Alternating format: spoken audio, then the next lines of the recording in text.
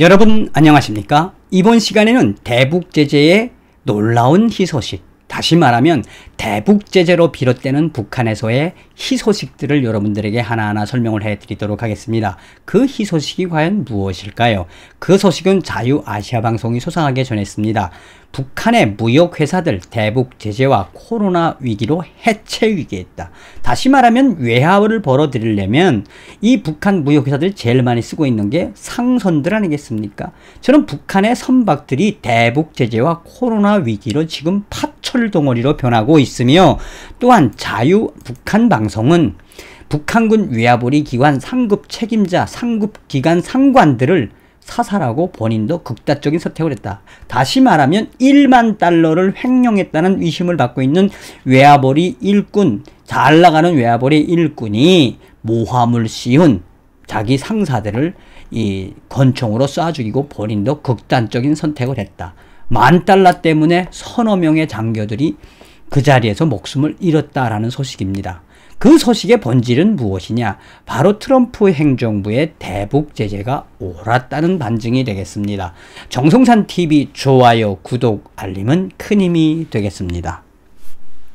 여러분들께서 잘 아시는 것처럼 2016년도에 버락 오바마 대통령이 미국 역사상 최초로 만들었던 것은 미국 대북 단독 제재법이었습니다. 그전에도 유엔의 대북 제재법은 있었습니다만 그것이 그렇게 유효하진 않았습니다. 오바마 대통령 시절에 만들었던 미국의 대북 단독 제재법의 핵심은 세컨더리 보이콧이죠. 그 이후에 트럼프 행정부가 들어와서 미국의 대북 단독 제재법의 칼날을 더 예리하게 갈았지요. 그래서 트럼프 행정부 들어서 최장수 장관인 스티븐 모누신 미 재무부 장관은 재무부 산하의 해외 자산 통제실을 통해 김정은과 거래되는 모든 달러의 일거수일투족을 체크하고 있으며, 김정은과 거래하는 모든 나라들, 개인이든 기관이든 샅샅이 현미경처럼 들여다보고 있다라고 하겠습니다. 한마디로 트럼프 행정부 들어서 가지고 김정은의 달러가 바닥을 치고 있다는 소식 아니겠습니까? 자, 이런 트럼프 대통령의 살아있는 대북 제재로 인해 북한에서 기이한 희소식들이 전해지고 있는데, 서두에도 말씀드린 것처럼 북한 상선들, 그러니까 외화벌이를 하는 북한의 상선들이 지금 고철덩어리로 변하고 있다. 북한의 국가 무역 회사들 중 상당수가 대북 제재에 코로나 사태까지 겹쳐서 폐업 위기에 놓인 것으로 알려졌다며, 무역회사 소속 무역선들은 상선 작업, 화물 운송을 하지 못해 항구에 정박한 채 고철로 변해가고 있다고 현지 소식통은 전해왔습니다. 함경북도의 한 간부 소식통은 4일 한때 국가무역으로 명성을 떨치던 국영무역회사들이 해체 위기에 놓여 있으며, 무역회사의 선박들은 오랫동안 항에 정박해 있다 보니 기관이 제대로 작동되지 못할 정도로 녹슬어 가고 있다. 그러니 대북 제재와 코로나19 우한 폐렴 때문에 북한의 저 상선들이, 선박들이 중국이나 또 동남아시아나 다른 나라로 한마디로 외화벌이를 나가야 되는데 외화벌이를 못 나가다 보니까 북한의 무역 선박들이 썩어가고 있다는 이야기입니다. 그러면서 2017년 이후 유엔의 대북 경제 제재가 강화되면서 무역선들이 출항하지 못하고 있으며 국제기구의 감시망을 피해가며 다른 나라들의 삭짐을 날라주던 벌이마저 끊겨서 항구에 정박해 있다. 몇몇 힘있는 기관에 소속되었던 대형 무역회사들을 제외하면 국가 무역회사들의 대부분이 고전을 면치 못하고 있으며, 각 도 소속 무역회사와 내각 소속 무역회사들은 결정적인 타격을 입고 거의 망하기 직전이다. 유엔 제재의 와중에도 작은 철선이나 목선으로 가까운 연안에서 낙지를 잡아 중국의 물물 교환으로 밀수출하던 것마저도 코로나 사태로 막혀버렸다. 한때 주민들의 부러움을 샀던 무역회사들이 지금은 돈벌이를 할 수 없는 유령회사로 변해가고 있다. 앞으로 계속 유엔의 대북 경제 제재가 지속되고 코로나 사태가 종식되지 않아 이런 무역선들이 움직이지 못한다면 간신히 명맥을 이어오던 무역회사들도 줄줄이 망하게 될 것이다 라고 전하고 있습니다. 그러면서 아시아방송은 이와 관련해 함경북도의 또 다른 간부 소식통은 바다를 끼고 있는 청진에서 해양 무역이 멈춰서니 지역 경제가 바닥을 치고 있으며 과거 일반 주민들의 부러움을 받던 무역회사 소속 종업원들도 이제는 하루 보러 하루를 먹는 신세로 전락하고 말았다며 한때 청진시의 동항과 서항, 유기항만 등을 차지하고 외화벌이 무역을 독점한 국가 무역회사들도 머지않아 해체될 위기에 처해 있다며 낙지잡이로 겨우 유지해오던 무역회사들과 심지어 군부대 소속 무역회사들까지 일거리가 없어서 유령회사들이 되고 있다. 이른 시일 내에 대북제재와 코로나 사태가 해결되지 않고 무역이 재개되지 않는다면 무역회사는 문을 닫아야 하고 무역 선박들은 파철이나 고철로 팔아야 할 형편이다 라고 이 대북 제재가 나온 희소식을 자유아시아방송이 소상하게 전하고 있습니다.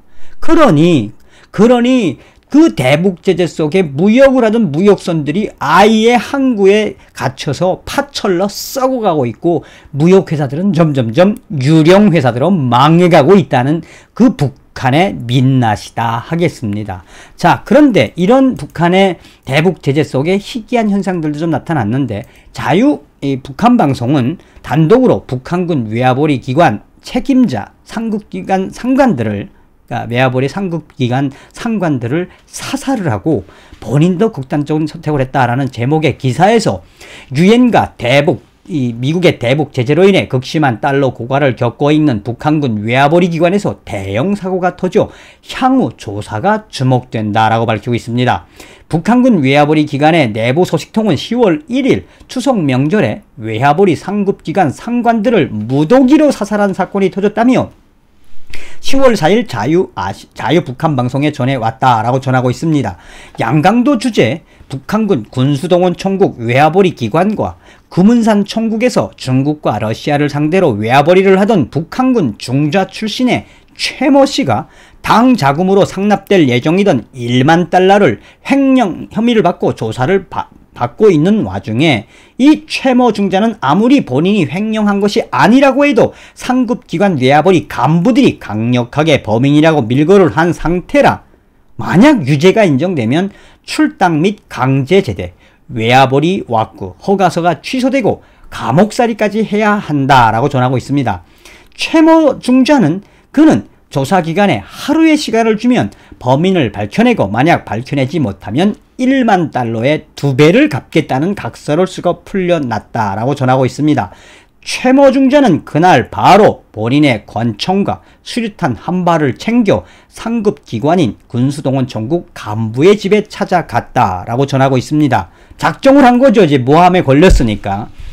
마침 상급 간부의 집에는 다른 외화벌이 상급자들도 추석 명절이라 함께 술을 마시고 있었고 최모 중자는 권총과 수류탄으로 위협한 뒤에 본인에게 당자금 1만 달러 횡령 혐의를 뒤집어 씌운 간부들에게 본인의 청렴 결백을 주장하는 답변을 녹음기로 녹음을 한 이후에 녹음기를 그 간부의 부인에게 건네주며 당위원회에 전해달라고 부탁한 뒤, 그러니까 자기가 얼마나 억장이 무너지면 이렇게 했겠습니까? 그러니까 죽기 전에 나는 청렴 결백을 이 당에 보고하고 죽어야 되겠다라고 생각을 했다는 거죠. 이 부인에게 건네주고 난 이후에 바로 외화벌이 상급 간부들을 권총으로 전부 사살하고 본인도 수류탄을 터뜨려 자폭했다고 전하고 있습니다. 사건이 진행되는 동안 동네 사람들이 그 간부의 집에 모여들어 구경을 할 만큼 최모 중자는 결백을 주장하고 극단적인 선택을 할 생각으로 찾아왔다라고 현지인들은 전하고 있습니다. 아마도 억장이 무너지니까 그 외화벌이 당간부 상급 간부의 집에 들어와서 소리를 지르고 뭐 권총으로 쐈으니 그 주변 사람들이 안 와봤겠습니까? 마치나 대한민국의 무전유죄를 외치는 그거와 비슷하지 않습니까? 그러니까 이 사람이 억장이 무너지니까 그냥 너희들 내가 횡령하지 않았다는 걸 다 이야기를 해 하고 녹음을 하고 이 상급 외화벌이 상급자들을 다 쏴 죽이고 본인도 수류탄으로 자폭을 했다라고 전하고 있는 겁니다. 그러면서 사건을 지켜본 북한군 외화벌이 간부 가족들은 1만 달러의 간부들을 사살하고 본인도 수류탄으로 자폭할 만큼 그렇게 1만 달러가 큰 돈이었냐며 혀를 차고 있다라고 전하고 있습니다. 극단적 선택을 한 최모 중자는 갓 30대를 넘긴 총각에 외화벌이 수단이 뛰어나 몇 년 전에는 1년에 300만 달러의 외화벌이 실적을 올려 국기훈장 1급. 국기훈장 1급이면 영웅칭호 다음으로 굉장히 큰 훈장입니다. 국기훈장 1급을 수상했고 대위 출신에서 바로 중자로 고속 승진한 전더 유망한 외화벌이 군관이었다라고 전하고 있습니다. 좀 슬픈 소식이지만 대북제재가 나온 북한의 희소식. 그러니까 1만 달러도 엄청나게 크게 번다라는 거 아니겠습니까? 또 달러벌이를 못하고 있는 이 와중에 김정은에게 바칠 1만 달러의 횡령 혐의를 뒤집어 씌운 그 간부들을 이 인민군 중자는 다 사살하고 자기도 극단적 선택을 했다. 이게 바로 대북제재가 나온 북한의 희소식입니다. 다음 시간에 뵙겠습니다. 멸공.